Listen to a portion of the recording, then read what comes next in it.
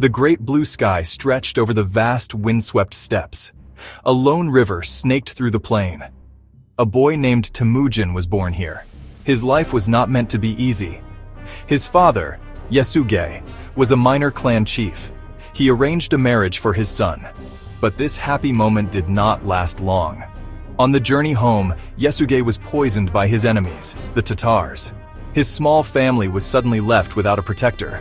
The world turned cold and harsh for young Temujin. His father's people saw no use for a widow and her young children. They were a burden. They were a mouth to feed with no warrior to provide for them. The clan made a cruel decision.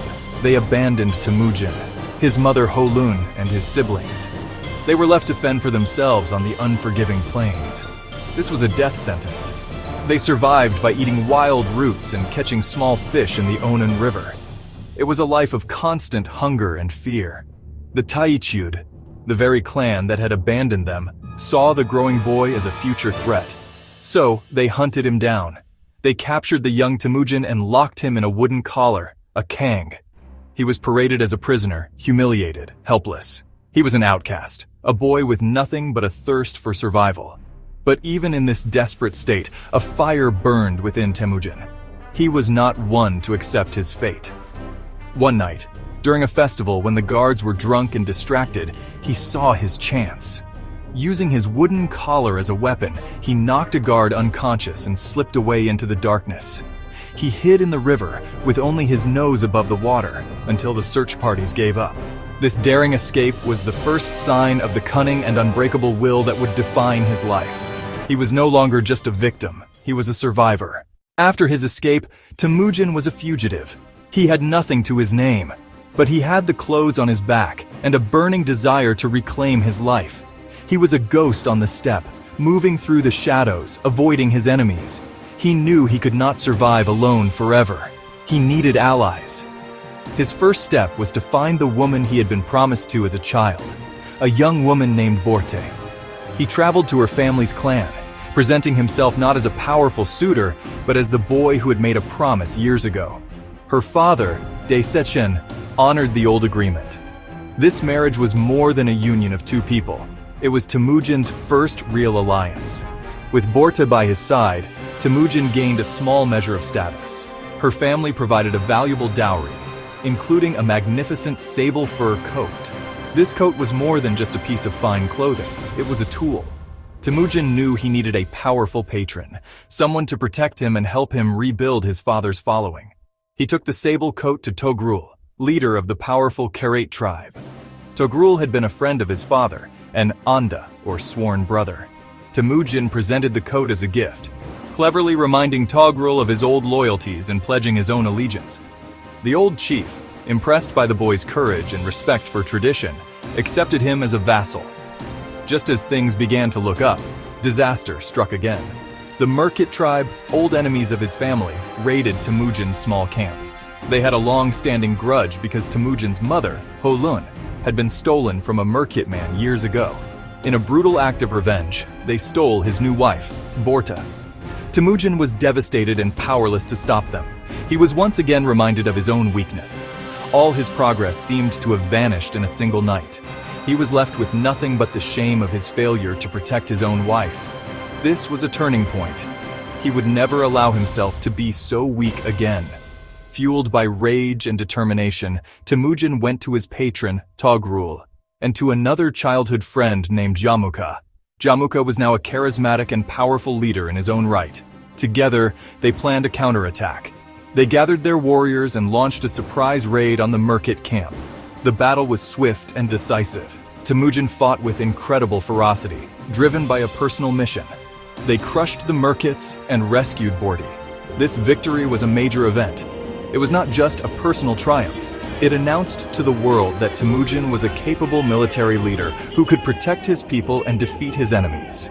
The victory over the Merkits elevated Temujin's status immensely. Warriors who had heard of his daring and his success began to flock to his side. They were drawn to his charisma and his promise of a different kind of leadership. Unlike other chiefs who ruled through inherited privilege, Temujin attracted followers based on his merit and his generosity. He shared the spoils of victory not just with other nobles, but with all the warriors who fought alongside him. even the humblest ones. This created a powerful bond of personal loyalty.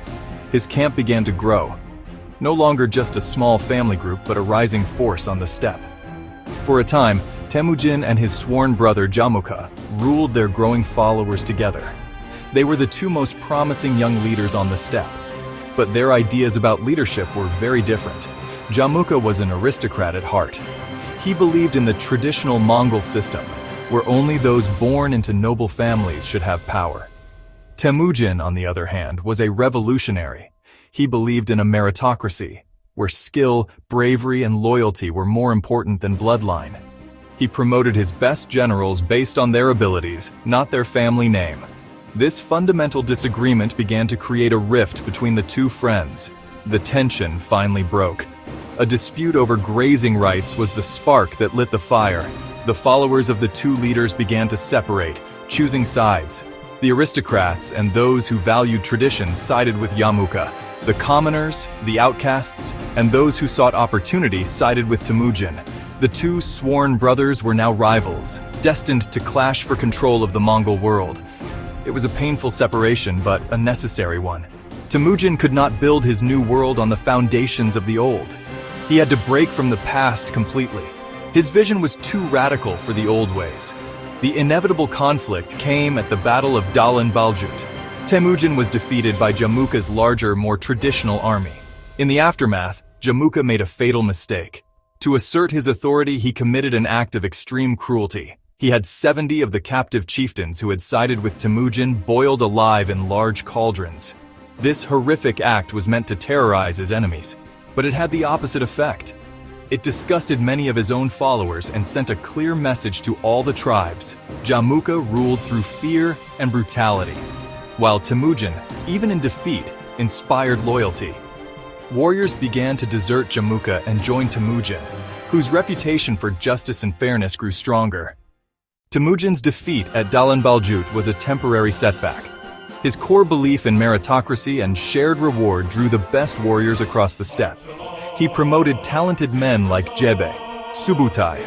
He reorganized his army, breaking the old tribal structures. He formed units of 10, 100, 1,000.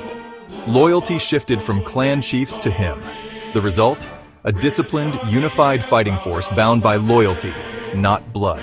His power grew steadily. He launched a systematic campaign to unite the felt-walled tribes. He defeated the Tatars, his father's killers. He ordered the execution of every Tatar male taller than a cart's linchpin. He absorbed the women, children. He turned on his old patron, Togrul of the Karaites, who had betrayed him. Temujin's army crushed the Karaites. He then faced his childhood friend and rival, Jamuka. Jamuka's men betrayed him and delivered him to Temujin. Temujin offered to forgive him and renew their bond. Jamuka replied there could be only one sun in the sky. He requested an honorable, bloodless death. Temujin granted it. Jamuka's back was broken. With Jamuka gone, the path was clear. All the tribes of the Mongolian steppe fell under one leader. The endless raids and feuds ended. In 1206, on the banks of the Onon River, a Kurultai was called. All the chieftains, leaders, they raised banners and proclaimed Temujin supreme ruler. They gave him a new name, Genghis Khan, the oceanic ruler. The boy, once abandoned and hunted, now stood master of the steppe.